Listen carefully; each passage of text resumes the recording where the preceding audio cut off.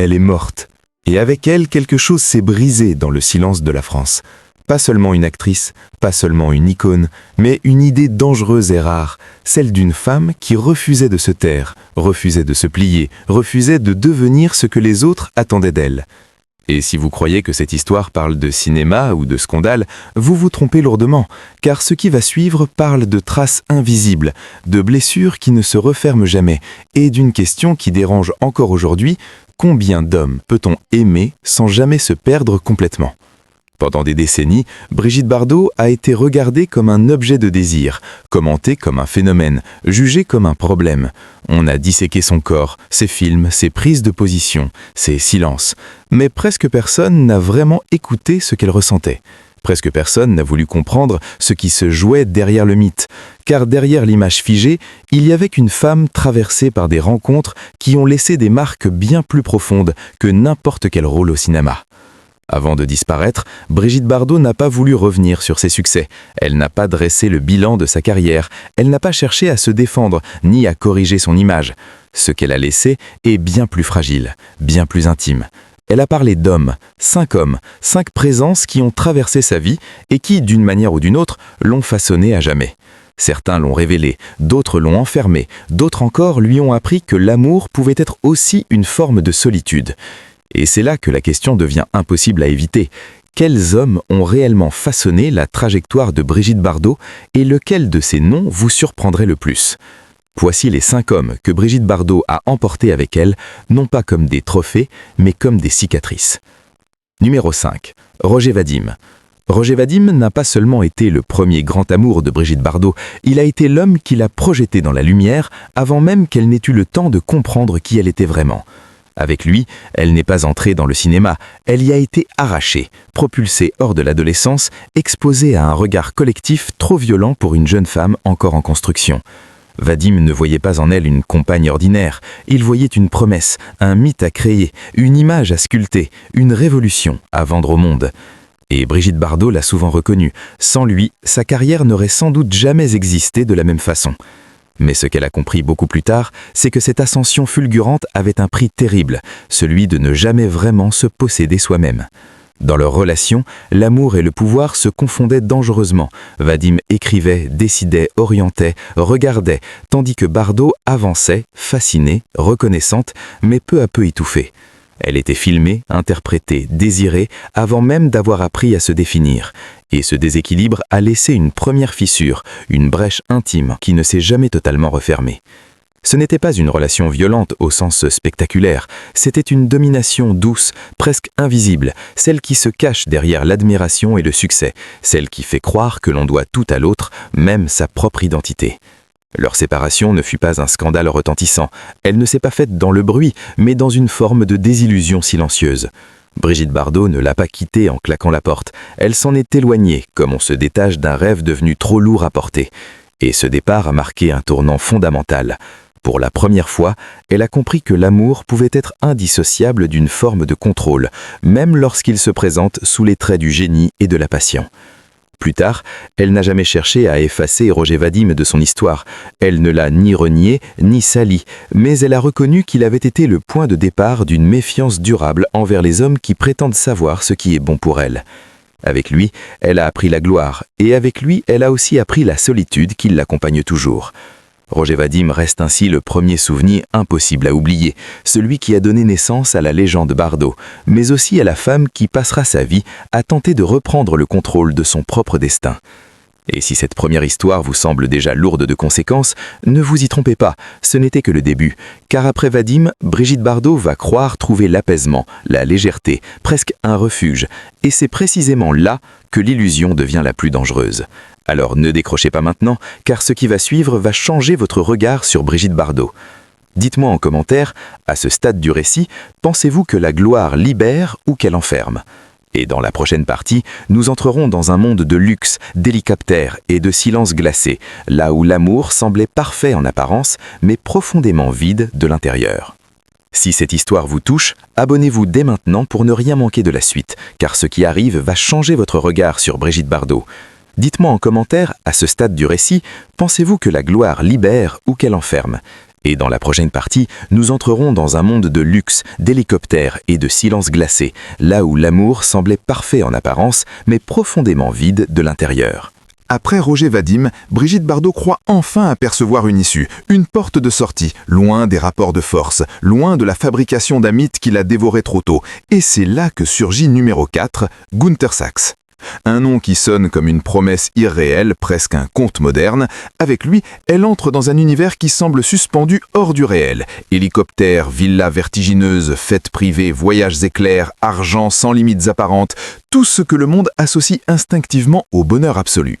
Gunther Sachs ne cherche pas à la façonner, il ne lui dicte rien, il l'admire comme on admire une œuvre rare. Il la couvre d'attentions spectaculaires, il lui offre le monde avec élégance et ostentation. Et pour Brigitte Bardot, épuisée par les tensions passées, cette relation ressemble à une respiration, à une trêve, presque à un refuge. Elle croit enfin pouvoir aimer sans se battre. Leur rencontre est fulgurante, leur mariage rapide, comme si le luxe pouvait accélérer le temps et effacer les blessures. Mais très vite, une sensation diffuse s'installe, sourde, difficile à nommer, au cœur même de cette abondance. Brigitte Bardot commence à se sentir seule.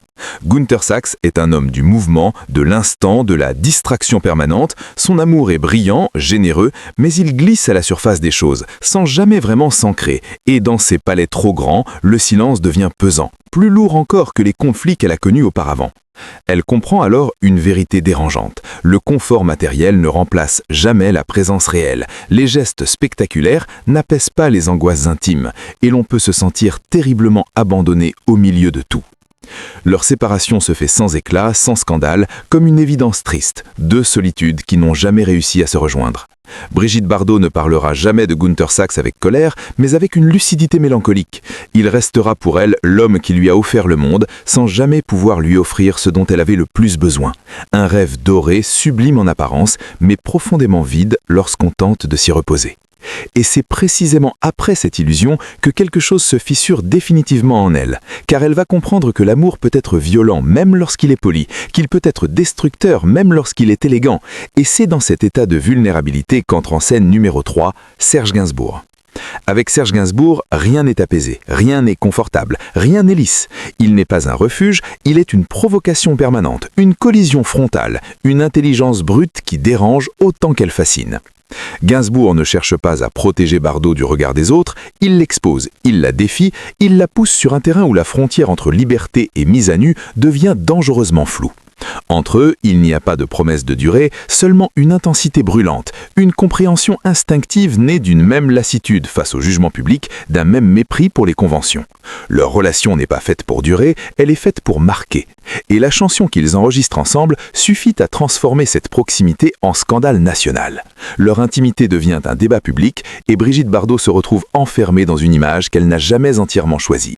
Gainsbourg assume la provocation jusqu'au bout, il en joue, il la revendique, mais Bardot, elle, emporte le poids bien plus longtemps. Avec le recul, elle exprimera un malaise profond face à cet épisode, non pas parce qu'elle regrette la rencontre, mais parce qu'elle en mesure les conséquences. Serge Gainsbourg l'a entraînée dans une zone où chaque geste, chaque mot peut être détourné, amplifié, déformé. Elle se sent à la fois comprise et utilisée, admirée et exposée, libre et piégée.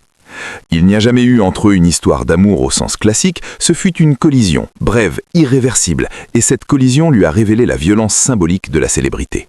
Après Gainsbourg, Brigitte Bardot ne regardera plus jamais le monde de la même manière. Elle saura que la liberté sans filtre peut devenir une arme contre soi-même. Et si cette relation n'a pas laissé une blessure sentimentale, elle a profondément transformé sa relation au regard des autres. Serge Gainsbourg reste ainsi l'homme du scandale, mais aussi celui qui lui a appris que la transgression a toujours un prix, parfois payé longtemps après que le bruit se soit tu. Et si vous pensez avoir compris Brigitte Bardot à travers ces trois hommes, détrompez-vous, car le plus silencieux, le plus discret, celui qui l'a touchée sans jamais la posséder arrive ensuite, et c'est peut-être lui qui rend son histoire la plus douloureuse. Alors ne quittez surtout pas maintenant, car la suite va révéler une facette de Brigitte Bardot que très peu ont réellement perçue.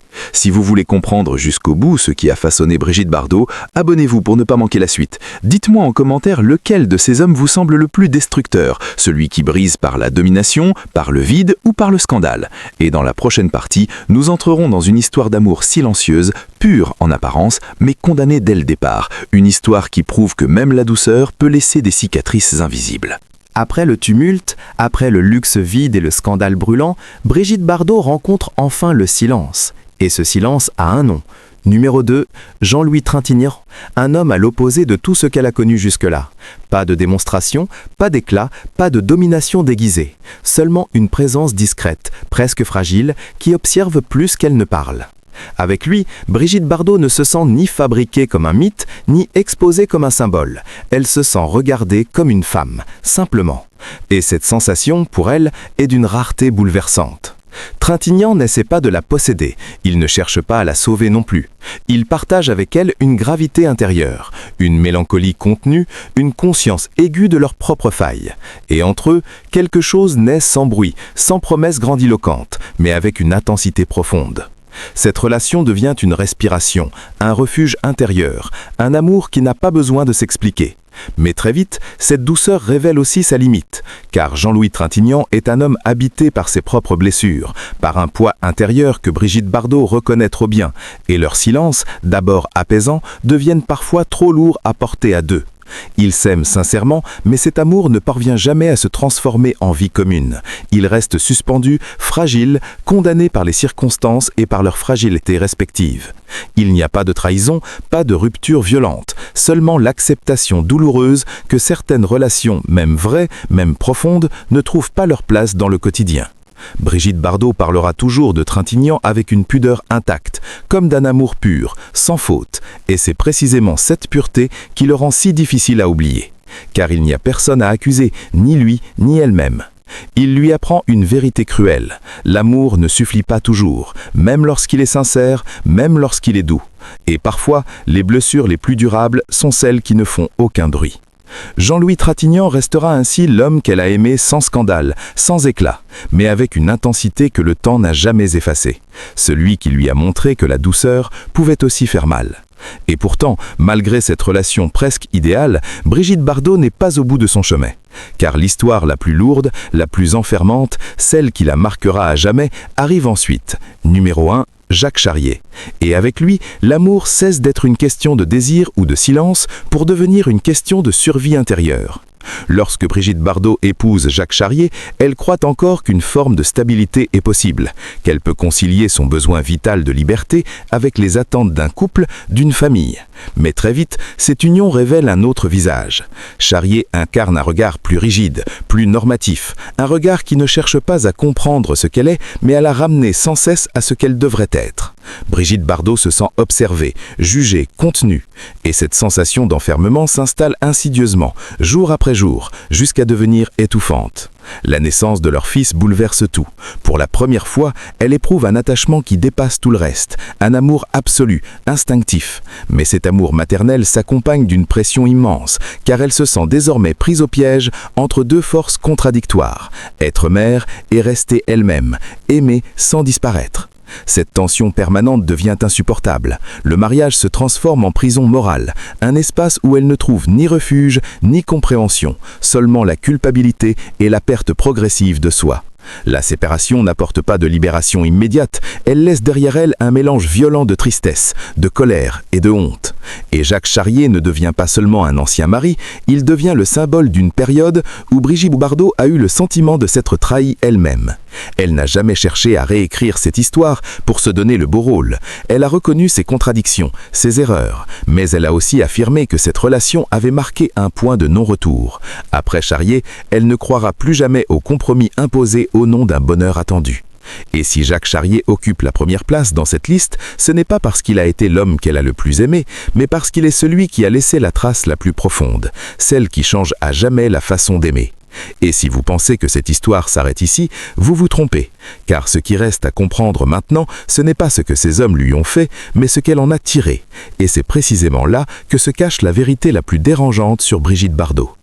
Abonnez-vous si vous voulez entendre la conclusion complète, car la dernière partie ne parle plus des hommes, mais de Brigitte Bardot elle-même. Dites-moi en commentaire lequel de ces amours vous semble le plus tragique, celui qui enferme, celui qui brûle ou celui qui se tait.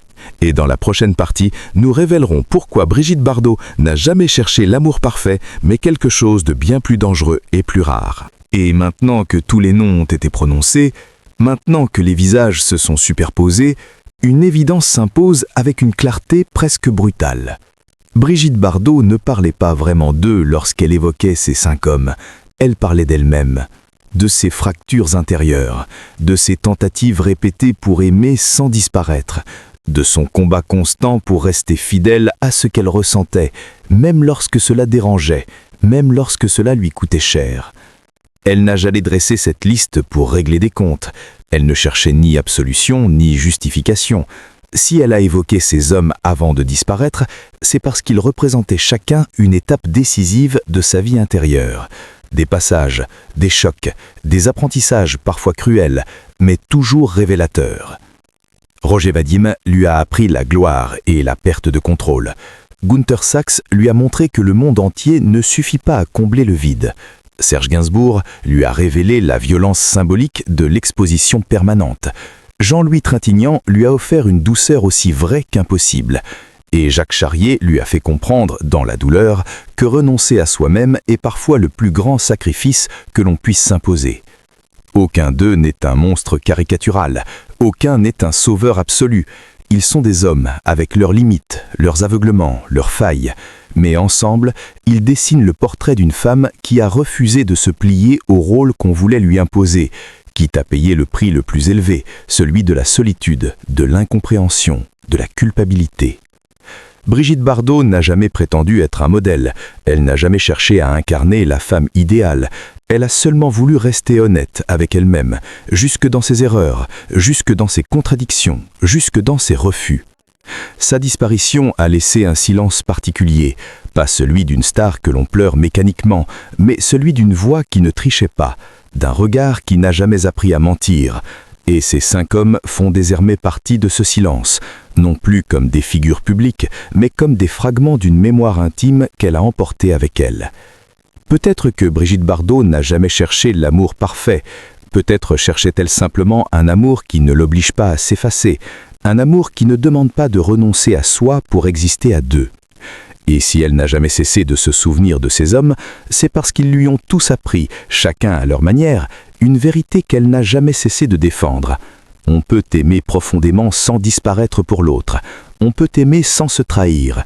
Et parfois, refuser de se perdre est déjà une forme de courage. C'est peut-être cela, plus encore que sa beauté ou ses films, que la France continuera de se rappeler. Non pas Brigitte Bardot l'icône, mais Brigitte Bardot la femme, imparfaite, libre, indomptable, fidèle à elle-même jusqu'au bout. Si cette histoire vous a touché, abonnez-vous pour ne pas manquer les prochaines révélations, car d'autres destins, tout aussi troublants, attendent d'être racontés. Dites-moi en commentaire, selon vous, lequel de ces hommes a le plus marqué Brigitte Bardot et pourquoi ? Et dans la prochaine vidéo, nous entrerons dans une autre confession inattendue, celle d'une icône qui, elle aussi, a payé le prix fort pour avoir refusé de se renier. Une histoire que peu de gens sont prêts à entendre.